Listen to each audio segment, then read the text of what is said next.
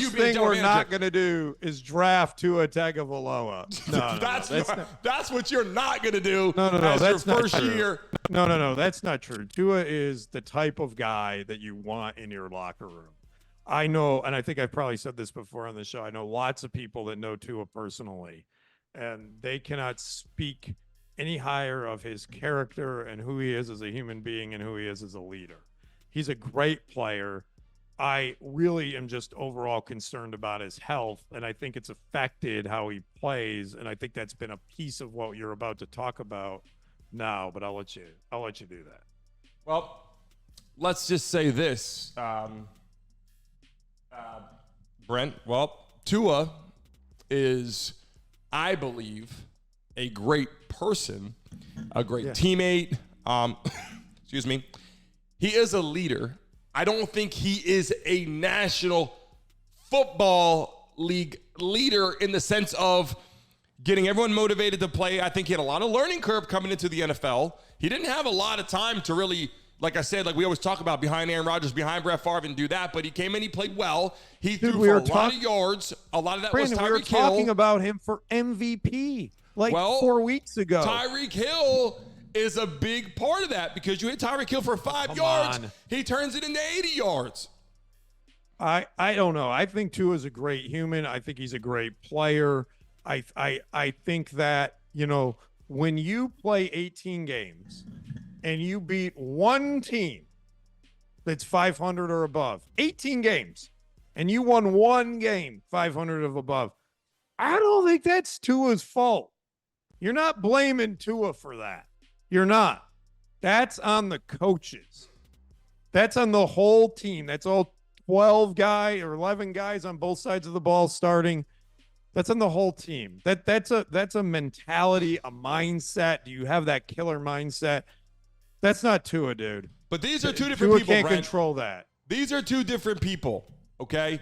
And why this is so significant right now is because they are talking about right now the coaching staff. They're talking about Tua's restructure of his contract. Will they let him go? Will they restructure it? And it's hard for people to say because he threw for a lot of yards. And he was up in some people's MVP conversation. But again, like you said, they didn't beat really anybody that was above average team this year. But he's not that guy on the left, Brent. He's not Alabama, the young, fresh guy stepping in. He's not showing up, ready to ball, take a hit on, jump over people. Ever since the last game of his college career, when he was completely injured, had to be picked off the field and go to the Miami Dolphins, before he even got there, the question was, is he durable? Can he go here? Can he play here? And everybody, Brent, said, I don't know. A lot of teams passed on him, and a lot of people did not want Tua in their locker room, not because of his personality traits, not because he's not a good person, not because his family aren't good people. He's a leader. He's a role model. He's got a kid now. I'm sure he's an excellent father.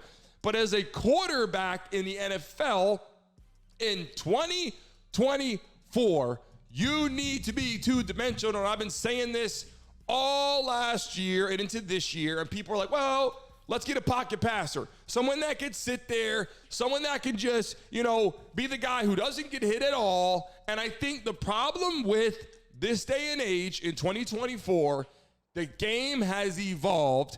And yesterday I said, you compare to people, I'm not saying trying to put them in front of the best people. I'm just saying Josh Allen, Patrick Mahomes, Lamar Jackson.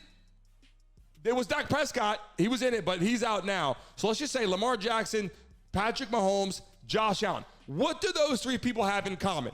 A, leadership. B, ability to scramble, get outside the pocket and make plays, get first downs with their legs. And the most important is the combination. They're two-dimensional, right? One could pass and you're a leader. One could run, and then it's, let's put it together. Are you two-dimensional or not? And the truth is, those quarterbacks are. And that's why they're winning football games, because you got to put a spy in there. Even Baker Mayfield was running for first downs when he had a sprained ankle, Brent.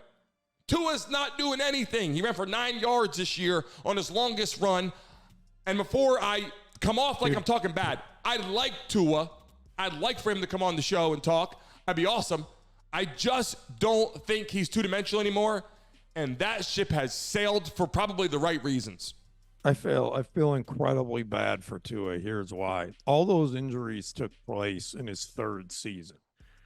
So he was still in that low capped rookie contract, right? He hasn't had the big multi-million-dollar year yet. He's going into the 5th year of his contract right now. So he has to play at least next year and he'll make $23 million and then he can retire.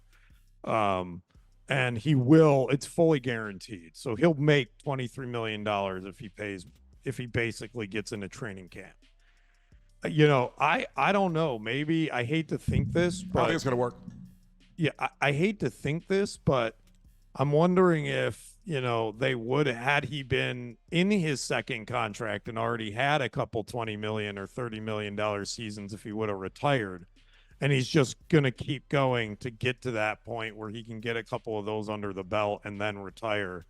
Will he be a backup quarterback or retire? I think it's smart to retire. But I would have retired. I would have retired last year. But to my point, he'd only made like $3 or $4 million. I mean, that's insane considering how great he is, and the guys around him are making $40 million a year. Yep. And he just didn't make a lot because he was on that rookie contract. And but they would have extended it, Brent. They would have extended it. If they really liked Tua, they would have extended it. There's rules around it, Brandon. No, but I'm saying they would have told him.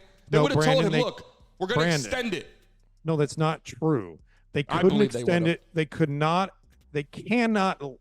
by rule, extend it until after I'm not saying that. I'm not saying on what paper. I'm saying is he already had the concussion problems. Right. They aren't going to extend it until he prove he can be healthy.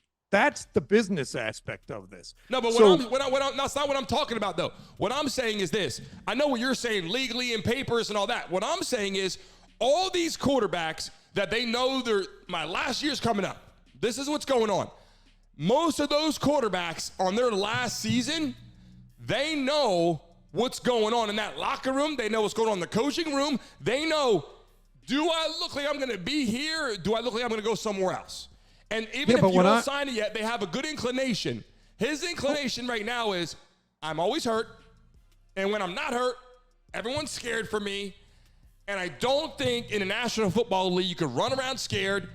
I think last year they put him in, he got hurt, and the Dolphins were scared as shit. Like, why did we put him back in the game? They fired their doctor. They didn't handle this right, apparently, with Tua. And this year, when he's done, becomes a free agent, and they go, who wants to bring Tua in?